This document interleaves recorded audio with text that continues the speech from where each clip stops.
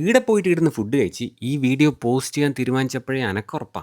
ഈ വീഡിയോൻ്റെ താഴെ അനക്ക് ഇതുവരെ കിട്ടാത്ത അത്ര തെറിയും അങ്ങനത്തെ സംഭവമെല്ലാം വരുന്നു. അതുകൊണ്ട് തന്നെ ഞാൻ പ്രതീക്ഷിച്ച അത്ര തെറി ഈ വീഡിയോൻ്റെ താഴെ വന്നിട്ടില്ലെങ്കിൽ മാത്രമേ എനിക്ക് അത്ഭുതം ഉണ്ടാവും. അതുകൊണ്ട് നിങ്ങളെൻ്റെ പ്രതീക്ഷ തെറ്റിക്കറേ. അതെന്താ അങ്ങനെ പറഞ്ഞെന്നല്ലോ, ഈ വീഡിയോ മുഴുവനായിട്ട് കണ്ടു കഴിഞ്ഞാൽ ചിലപ്പോൾ നിങ്ങൾക്ക് മനസ്സിലാവും കേട്ടോ. So you are free to comment whatever you want to feel below this video.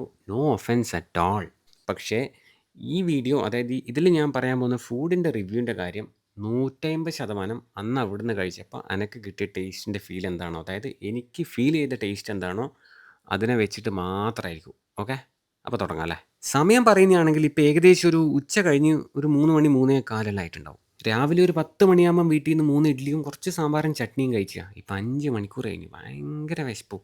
പുറത്താണെങ്കിൽ ഭയങ്കര മഴയും. വല്ലാണ്ടൊരു ബിരിയാണി കഴിക്കാനുള്ള ക്രേവിങ്. അങ്ങനെ ഈടെ കയറി. എന്നിട്ട് ആദ്യം ഇവിടുന്ന് കഴിച്ചത് ഒരു ബ്രോയിലർ ചിക്കൻ ദം ബിരിയാണിയാണ്. നമ്മുടെ സ്ഥിരം രീതിയിൽ കുറച്ച് ബിരിയാണി റൈസും മസാലയും മാത്രം കുഴച്ചിട്ട് കഴിച്ചു നോക്കി ആദ്യം തന്നെ. എന്നിട്ട് ആ പകുതി പൊരിച്ചിട്ട് ദം അടിച്ച ചിക്കൻ പീസില്ലേ, അതിൻ്റെ അകത്തുനിന്ന് ചെറിയൊരു കഷ്ണം ഇങ്ങോട്ട് എടുത്തിട്ട് അത് ആ ബിരിയാണി റൈസിൻ്റെ കൂടെ ചേർത്ത് വെച്ച് ലേശം മസാലയും കൂടെ കൂട്ടി കുഴച്ചിട്ട് ഇതാ ഇങ്ങനെ അങ്ങോട്ട് കഴിച്ചു നോക്കിയേ. ഇവിടുന്ന് ഞാൻ 3ാമത്തെ തവണയാണ് ചിക്കൻ ബിരിയാണി കഴിക്കുന്നത്. ഇതിന് മുമ്പ് കഴിച്ചത് വൈകുന്നേരം ഏകദേശം ഒരു 5 മണി 5:30 ആ ഒരു സമയത്താണ്.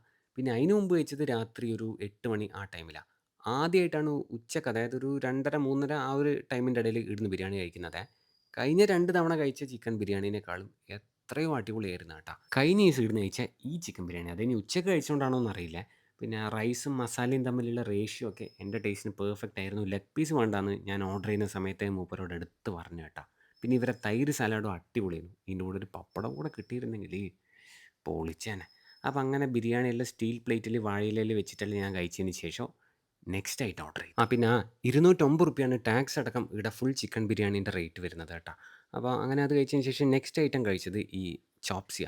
എക്സാക്റ്റ് ആയിട്ട് പറയുകയാണെങ്കിൽ ഒരു സണ്ണി സൈഡ് അപ്പ്, അതായത് ബുൾസൈയെല്ലാം വെച്ചിട്ട് വരുന്ന ഒരു അമേരിക്കൻ ചോപ്സി. അതിൽ മേലെ വെച്ച ബുൾസൈൻ്റെ മേലെയുള്ള മഞ്ഞയെല്ലാം മെല്ലെ ഇങ്ങനെ തഴുകിയിട്ട് ആ ചോപ്സിയിലോട്ട് ചേർത്തിട്ട് ഫോർക്ക് കൊണ്ട് ഇതാ ഇങ്ങനെ കോരി എടുത്തിട്ട് കഴിച്ചു നോക്കിയേ. എങ്ങനെയുണ്ടെന്ന് ചോദിച്ചു കഴിഞ്ഞാൽ, കണ്ണൂരിലെ one of the best chop suey ആണോ എന്ന് ചോദിച്ചു കഴിഞ്ഞാൽ അല്ല, എനിക്ക് തോന്നിയത് ഒരു ആവറേജ് ചോപ്സി ആയിട്ടാണ്. കുറച്ചൊരു ഓവർ സ്വീറ്റ് ഫ്ലേവർ ഉണ്ടോ എന്നൊരു ചെറിയ സംശയം ഇല്ലാതില്ല. പിന്നെ 251 റുപ്യാണ് ടാക്സ് അടക്കം അതിൻ്റെ റേറ്റ്. പുറത്ത് നല്ല മഴ പെയ്യുമ്പോൾ എങ്ങനെയാണെന്നല്ലേ പൊറോട്ടയെല്ലാം കഴിക്കാണ്ടിരിക്കുക. ഞാൻ പൊതുവേ പൊറോട്ട കഴിക്കുന്നത് കുറവാണ്. ഇനി കഴിക്കുമ്പം തന്നെ കഴിക്കുന്നുണ്ടെങ്കിൽ തന്നെ ആട്ട പൊറോട്ട കഴിക്കല്. പക്ഷേ മഴയത്ത് മൈദ പൊറോട്ട തന്നെ വേണം. അപ്പോൾ 2 മൈദ പൊറോട്ട പറഞ്ഞിട്ടുണ്ട്. അതിൻ്റെ കൂടെ ചേർത്ത് പിടിക്കാനായിട്ട് ഇവിടുത്തെ ചിക്കനിലെ ഏറ്റവും സ്പെഷ്യൽ ഗ്രേവി ആയിട്ടുള്ള ചിക്കൻ അമരാവതിയും പറഞ്ഞു. ഇത് ഇവിടുത്തെ ഭഗവാൻ ഷെഫിൻ്റെ ഒരു മാസ്റ്റർ പീസ് ആയിട്ടാണെന്ന് പറഞ്ഞിട്ടാണ് ഞാനിത് ഓർഡർ ചെയ്തത്. നല്ല ചൂടടിച്ച് സെറ്റാക്കിയ പൊറോട്ടയും ചിക്കൻ അമരാവതിയും സെറ്റ് കോമ്പിനേഷനായിരുന്നു കേട്ടോ. നല്ല ടേസ്റ്റിനായിരുന്നു ആ ചിക്കൻ കറി. അപ്പോൾ അതും കഴിച്ചതിന് ശേഷം നെക്സ്റ്റ് ഐറ്റം ഞാൻ കഴിച്ചത് ഒരു പ്ലേറ്റിൽ ഒരു ഫുൾ കോഴീനെ 4ആയിട്ട് ഭാഗം വെച്ചിട്ട് വന്ന ഈ തന്തൂരി ചിക്കനാണ്. അതിൻ്റെ കൂടെ ചേർത്ത് പിടിക്കാനായിട്ട് തന്തൂരി റൊട്ടിയും പറഞ്ഞു. ഇത് ഓർഡർ ചെയ്ത് എൻ്റെ മുമ്പിലേക്ക് എത്തിയ ശേഷമോ കുറച്ച് കഴിഞ്ഞിട്ടാണ് ഞാനിത് കഴിച്ചത്. അതുകൊണ്ടായിരിക്കും ചിക്കൻ കുറച്ചൊന്ന് ഡ്രൈ ആയിന്, പിന്നെ അത്ര ചൂടും ഉണ്ടായിട്ടില്ല. പിന്നെ ചിക്കൻ നല്ലോണം കുക്കല്ല അതിനെ അകത്തെല്ലാം. പക്ഷേ ചിക്കൻ്റെ പുറത്തുള്ള ആ മസാലക്ക് മുളകിൻ്റെ ഒരു പച്ച കുത്തലുണ്ടല്ലോ, അത് ആടുന്ന ഇവിടുന്നെല്ലാം ശരിക്കും നല്ലോണം എനിക്ക് അടിക്കുന്നുണ്ടായിരുന്നു. അത് കുറച്ചും കൂടെ ഒന്ന് ശരിയാവാനുണ്ടെന്നാണ് എൻ്റെ ഒരു അഭിപ്രായം. ആ ഫുൾ തന്തൂരി ചിക്കണിന് 523 റുപ്യാണ് റേറ്റ്. അതും കഴിച്ച് എന്നിട്ട് ചെറിയൊരു ഏമ്പക്കവും വിട്ടിട്ട് നെക്സ്റ്റ് ആയിട്ട് ഓർഡർ ചെയ്ത്. ഇത് ഇവിടുത്തെ ഒരു മട്ടൺ ഡയറ്റാണ്. ഇതിൻ്റെ പേര് മട്ടൻ ചാപ്സ് എന്നാണ്. മട്ടൻ ചാപ്സിൻ്റെ കൂടെ ഞാൻ കഴിക്കാൻ പറഞ്ഞിട്ടുള്ളത് ഒരു ബട്ടർ ഗാർലിക് കുൽച്ചയാണ്. മട്ടൻ ചാപ്സ് റോസ്റ്റാണ് അത്. 345 റുപ്യാണ് ഇതിൻ്റെ റേറ്റ് വരുന്നത്. സാധാരണ ചെറിയ റെസ്റ്റോറൻറ്റ്സിൽ പോലും മീഡിയം സൈസുള്ള 2 മട്ടൺ പീസ് വരുമ്പോൾ ഏകദേശം 300 റുപ്യ ലാഭമുണ്ട്. അന്നേരം AC റെസ്റ്റോറൻറ്റിൽ ഇരുന്നിട്ട് ഇത് വലിയ റേറ്റൊന്നുമല്ല. നല്ല നീറ്റായിട്ടുള്ള റെസ്റ്റോറൻറ്റിൽ നിന്ന് കഴിക്കാൻ നല്ല ടേസ്റ്റും ഉണ്ടായിരുന്നു. അങ്ങനെ ഉപ്പൊന്നും ഉണ്ടായിട്ടില്ല. മട്ടൻ്റെ നെയ്യിൻ്റെ ഫ്ലേവർ കറക്റ്റായിട്ട് എനിക്ക് കിട്ടുന്നുണ്ടായിരുന്നു.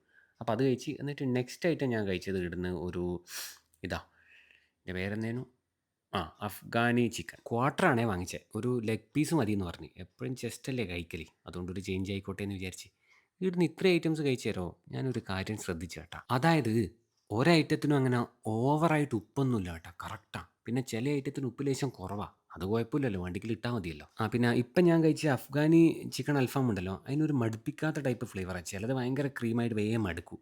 അങ്ങനെ മടുക്കുന്നുണ്ടായില്ല അത്. അപ്പോൾ അങ്ങനെ അതും കഴിച്ച് എന്നിട്ട് നെക്സ്റ്റ് ഐറ്റം കഴിച്ചത് ഭഗവാൻ ഷെഫിൻ്റെ തന്നെ വേറൊരു സ്പെഷ്യലായ പട്ടിയാല 2 ഫ്ലേവറിൽ വരുന്ന ചിക്കൻ ഉണ്ട്. ഒരു പ്ലേറ്റിൻ്റെ അപ്പുറത്തും ഇപ്പുറത്തുമായിട്ട്. പിന്നെ അതിൻ്റെ താഴെ ഓംലേറ്റ് ഉണ്ട്. അതിൻ്റെ മേലെ പുഴുങ്ങിയ മുട്ട മുറിച്ച് വെച്ചിട്ടുണ്ട്. 366 ഈ ഒരു ഐറ്റത്തിൻ്റെ റേറ്റ് വരുന്നത്. കണ്ടാ എന്താ ഓംലേറ്റ് ഉണ്ട് ഇതിൻ്റെ അടിയിൽ. ആ ഓംലേറ്റ് ഇങ്ങനെ പതുക്കെ കൈയിട്ടിട്ട് താഴേന്ന് ഇങ്ങനെ ചിക്കൻ പീസോട് കൂടി പൊക്കിയെടുത്തിട്ടാണ് കഴിച്ചു നോക്കിയത്. 2 സൈഡിലായിട്ട് 2 കളറിലാണ് ഈ ഐറ്റം വരുന്നത്. ഇതിൽ ആ ഓറഞ്ച് കളറിലുള്ള ചിക്കൻ്റെ ഫ്ലേവർ ഒരു രക്ഷയുണ്ടായിട്ടില്ല. പിന്നെ ഈ ഗ്രീന് വരുന്നത് എനിക്ക് തോന്നുന്നു ഹരിയാലിയാണെന്ന്. അതിന് കുറച്ചൊരു ഹരിയാലീൻ്റെ കുത്തലിങ്ങനെ എടുത്ത് പിടിച്ച് നിൽക്കുന്ന പോലെ തോന്നി. ഇനി ഈ ഓറഞ്ച് ഒരു രക്ഷയുണ്ടായിട്ടില്ല കേട്ടോ. അത് പൊറോട്ടേൻ്റെ കൂടെയും കഴിച്ചു നോക്കി. അതിന് ശേഷം കഴിച്ചത് ഷീഖ് കബാബ.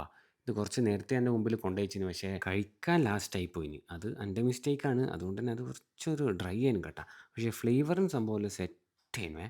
അപ്പോൾ കബാബും കഴിച്ച് എന്നിട്ട് ഒരു തണുത്ത വിത്തൗട്ട് ഓറഞ്ച് ജ്യൂസ് കുടിച്ച്. ഫ്രഷ് ജ്യൂസാണ്, ഒരു തുള്ളി വെള്ളം പോലും ചേർക്കുന്നില്ല.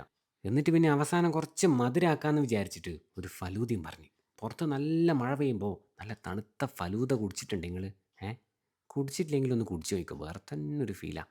ഞാൻ ഈയിടെയായിട്ട് ഫലൂദ എങ്ങനെയാണേ കുടിക്കാറ്, ഒരു പ്ലേറ്റിലേക്ക് അങ്ങോട്ട് കമഴ്ത്തിയിട്ട് അതിൻ്റെ അകത്തുള്ള ഐസ്ക്രീമും ഡ്രൈ ഫ്രൂട്ട്സും നട്ട്സും അങ്ങനെയുള്ള എല്ലാ സാധനങ്ങളും നല്ലോണം മിക്സ് ചെയ്തിട്ട് ഇങ്ങനെ കോരി എടുത്തിട്ട് കുടിക്കും.